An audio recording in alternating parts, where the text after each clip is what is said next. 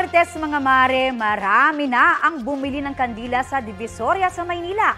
Magkano na nga ba ang presyuhan? Alamin natin sa mainit na balita, hatid ni EJ Gomez. Alas 5 pa lang ng madaling araw, bukas na ang tindahan ng mga kandilang ito sa Divisoria, Maynila.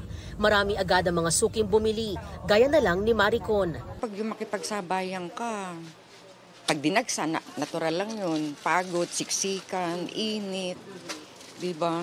Hindi katulad ngayon. Kumbaga relax ka. Si Baby naman, alas 3 pa lang ng madaling araw bumiyahe mula sa Alfonso, Cavite para bumili ng mga panindang kandila. Malapit na po eh.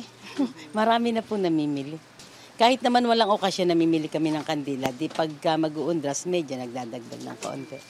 Ang presyo ng ilang vigil candle sizes mabibili sa 62 hanggang 85 pesos. Ang sperma candles naman mabibili sa 25 pesos, 30 pesos, 56 pesos at 132 pesos depende sa laki.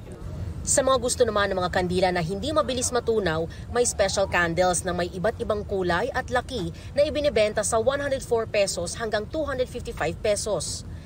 Habang ang mga kandila naman na nasa lagayan o yung may mga cover, nasa 100 pesos hanggang 125 pesos. Ayon sa mga nagtitinda, hindi magbabago ang kanilang presyo hanggang matapos ang undas ngayong taon. EJ Gomez, nagbabalita para sa GMA Integrated News.